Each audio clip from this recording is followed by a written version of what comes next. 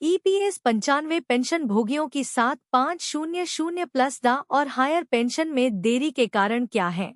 EPS 95 pension भोगियों की समस्याएं जटिल हैं, लेकिन संगठित प्रयास और सही दिशा में काम करके इन्हें हल किया जा सकता है। सभी संबंधित पक्षों की सक्रिय भागीदारी और एकता ही इन मुद्दों का स्थायी समाधान ला सकती है। ईपीएस 95 पेंशन भोगी कई वर्षों से न्यूनतम पेंशन 7,500 रुपये प्लस दा की मांग कर रहे हैं, लेकिन उनकी मांगें अभी तक पूरी नहीं हो पाई हैं। वर्तमान में न्यूनतम पेंशन 1,000 रुपये है, जिसे बढ़ाने में सरकार की उदासीनता देखी जा रही है। सुप्रीम कोर्ट के आदेश के बावजूद हायर पेंशन में भी देरी हो रही है। आइए समझते हैं इन समस्याओं के पीछे के प्रमुख कारण और संभावित समाधान। एक, ईपीएस 95 पेंशन भोगियों में जागरूकता की कमी। ईपीएस 95 पेंशन भोगियों की संख्या लगभग 78 लाख है, लेकिन अधिकांश पेंशन भोगी अपने अधिकारों और मुद्दों के प्रति जागरूक नहीं हैं। इससे आंदोलनों में उनकी भागीदारी कम हो जाती है, जिससे मुद्दा व्यापक स्तर पर नहीं उठ पाता और पर्याप्त समर्थन नहीं मिल पाता। 2, यूनियनों के बीच असंगठित स्थिति भी। ईपीएस 95 यूनियनों के बीच समन्वय और एकता की कमी है, जिससे समस्या का समाधान और कठिन हो जाता है। एकजुट होकर काम करने से ही पेंशन भोगियों के अधिकारों की लड़ाई प्रभावी तरीके से लड़ी जा सकती है। 3, कानूनी जानकारी का अभाव। अधिकांश पेंशन भोगियों और उनके संघों के नेतृत्व में कानूनी ज्ञान की कमी है। वे न्यूनतम पेंशन या हायर पेंशन मुद्दों पर ईपीएफओ और अदालत को सही कानूनी तर्क देने में असमर्थ हैं, जिससे उनके मामले कमजोर हो जाते हैं। 4, नकारात्मक धारणाएं और भ्रांतियां। विभिन्न एजेंसियां और सोशल मीडिया चैनल न्यूनतम पेंशन या हायर पेंशन मुद्दों के खिलाफ तर्क दे रहे हैं। इससे पेंशन भोगी और सदस्य भ्रमित हो जाते हैं और सही जानकारी के अभाव में गलत धारणाएं बना लेते हैं। 5, प्रक्रियात्मक देरी। सरकार और ईपीएफओ द्वारा प्रक्रियात्मक देरी भी एक महत्वपूर्ण कारण है। हायर पेंशन पीपीओ या मांग पत्र जारी करने में देरी से पेंशन भोगियों की समस्याएं बढ़ जाती हैं, जिससे उनका जीवन स्तर प्रभावित होता है। 6, राजनीतिक स्तर पर समर्थन की कमी। ईपीएस 95 पेंशन मुद्दों पर राजनीतिक हस्तक्षेप और समर्थन की कमी भी एक बड़ा कारण है। राजनीतिक दलों द्वारा पर्याप्त समर्थन नहीं मिलने से सरकार पर दबाव नहीं बनता कि वे जल्दी और प्रभावी निर्णय ले। 7, आर्थिक चुनौतियां। अधिकांश पेंशन भोगियों के पास आर्थिक संसाधनों की कमी है, जिससे वे अपने अधिकारों के लिए संघर्ष नहीं कर पाते। यह आर्थिक कमजोरी उन्हें अपनी आवाज उठाने से रोकती है और उनके अधिकारों से वंचित रखती है। क्या है समाधान? इन समस्याओं के समाधान के लिए संगठित और सामूहिक प्रयास की आवश्यकता है। पेंशन भोगियों को अपने अधिकारों के प्रति जागरूक करने के लिए व्यापक जागरूकता अभियान चलाए जाने चाहिए। यूनियनों को एकजुट होकर कानूनी लड़ाई लड़ने और सरकार पर दबाव बनाने की जरूरत है।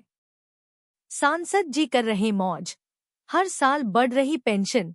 ईपीएस 95 पेंशनधारक दाने दाने को मोहताज सांसदों को बढ़िया पेंशन और सुविधाएं मिलती हैं, जबकि ईपीएस 95 पेंशनधारक कम पेंशन पर संघर्ष कर रहे हैं।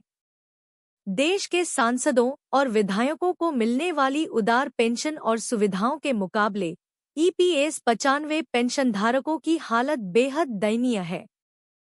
पेंशन व्यवस्था की इस असमानता पर सवाल उठाना अब जरूरी हो गया है, जहां एक तरफ जनप्रतिनिधियों को बिना न्यूनतम कार्यकाल के जीवन भर की पेंशन मिलती है, वहीं दूसरी ओर लाखों ईपीएस 95 पेंशनधारकों को उनके वर्षों की मेहनत के बदले बहुत कम पेंशन मिलती है। सांसदों की पेंशन बनाम ईपीएस 95 पेंशन, क्या यह न्यायसंगत है? सांसदों को संसद सदस्य वेतन, भत्ता और पेंशन अधिनियम 1954 के तहत हर महीने 25,000 रुपये या उससे अधिक की पेंशन मिलती है। यहाँ तक कि अगर कोई सांसद एक दिन के लिए भी चुना जाता है, तो उसे जीवन भर पेंशन दी जाती है। इसके अलावा यदि कार्यकाल बढ़ता है तो हर साल अतिरिक्त पेंशन भी जुड़ती है। दूसरी ओर ईपीएस 95 पेंशन धारकों को औसतन सिर्फ 1,000 से 3,000 रुपए की पेंशन मिलती है, जो उनके जीवन यापन के लिए पर्याप्त नहीं है। ईपीएस 95 पेंशन धारकों के लिए सुविधाओं का अभाव। सांसदों और विधायकों को आजीवन मुफ्त रेल यात्रा की सुविधा मिलती है, जबकि ईपीएस 95 पेंशन धारकों के लिए न कोई यात्रा सुविधा है, न ही कोई महंगाई राहत। यह असमानता देश के पेंशन सिस्टम की कमजोरियों को उजागर करती है, जहां पेंशनधारकों की बुनियादी जरूरतें भी पूरी नहीं हो पाती। दोहरी पेंशन का हक बनाम ईपीएस पेंशन का संघर्ष। सांसद और विधायक न केवल अपनी पेंशन का लाभ उठाते हैं, बल्कि उन्हें दोहरी पेंशन लेने का भी हक है। अगर कोई विधायक सांसद बन जाता है तो उसे दोनों की पेंशन मिलती है। इस तरह के प्रावधानों के बावजूद ईपीएस 95 पेंशनधारक अपनी पेंशन बढ़ाने की मांग कर रहे हैं, ताकि वे अपनी आवश्यकताओं को पूरा कर सकें।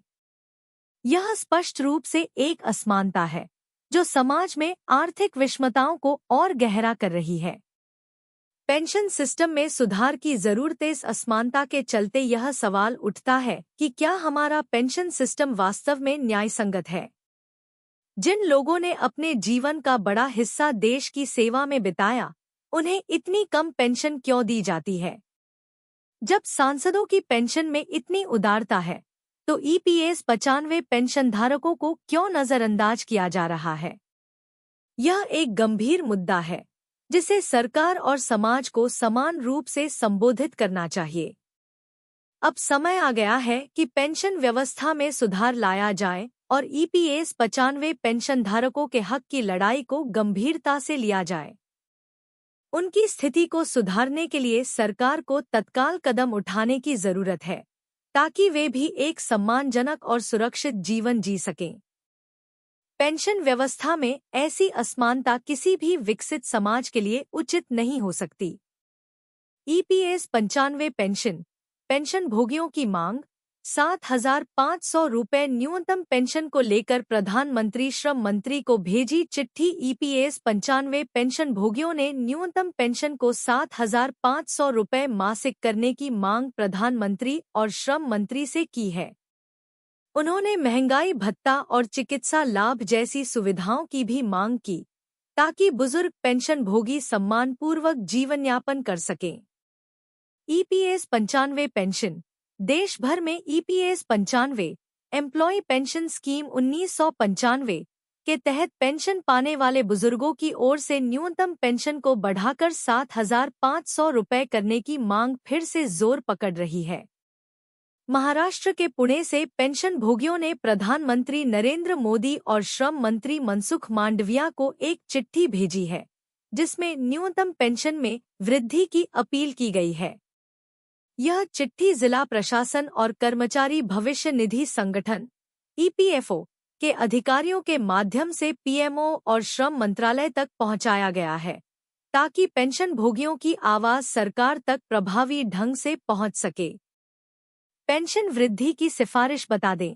इस पत्र में कहा गया है कि डॉक्टर टीवी सोमनाथन, वित्त सचिव, भारत सरकार की सिफारिश के आधार पर 24 अगस्त 2024 को केंद्रीय कैबिनेट में एकीकृत पेंशन योजना इंटीग्रेटेड पेंशन स्कीम के तहत ईपीएस 95 में न्यूनतम पेंशन बढ़ाने की मंजूरी दी जाए। यह मांग लंबे समय से चली आ रही है, लेकिन अब पेंशन भोगियों की स्थिति को ध्यान में रखते हुए इसे तत्काल लागू करने की आवश्यकता महसूस की जा रही है। न्यूनतम पेंशन वृद्धि की आवश्यकताएं national action committee EPS 95 pension भोगियों के प्रतिनिधि के रूप में लगातार सरकार से पेंशन में वृद्धि की मांग कर रही है। 8 फरवरी 2022 को डॉक्टर टीवी सोमनाथन के साथ एक द्विपक्षीय बैठक में इस मुद्दे पर विस्तार से चर्चा हुई थी। उस समय चर्चा के दौरान दी गई जानकारी की सराहना की गई थी और पेंशन वृद्धि की दिशा में सकारात्मक संकेत मिले थे। हालांकि आज तक कोई ठोस निर्णय नहीं लिया गया, जिससे लाखों पेंशन भोगी निराश हैं। पेंशन भोगियों का कहना है कि न्यूनतम पेंशन को 7,500 रुपये मासिक तक बढ़ाने की मांग कई वर्षों से चल रही है, लेकिन अब तक इसे लागू नहीं किया गया है। वर्तमान में अधिकांश पेंशन भोगियों को बहुत कम पेंशन मिल रही है, जो उनकी बुनियादी जरूरतों को पूरा करने में भी असमर्थ है। श्रम मंत्री से अपील। ईपीएस 95 राष्ट्रीय आंदोलन समिति ने श्रम मंत्री डॉक्टर मनसुख मांडविया से अपील की है कि वे इस महत्वपूर्ण मुद्दे को प्राथमिकता से हल करें। समिति का कहना है कि पेंशन में 7,500 रुपये मासिक के साथ साथ महंगाई भत्ता, डा और चिकित्सा लाभ जैसी सुविधाओं की भी आवश्यकता है, ताकि पेंशन भोगियों को सम्मानपूर्वक जीवनयापन करने में सहायता मिल सके।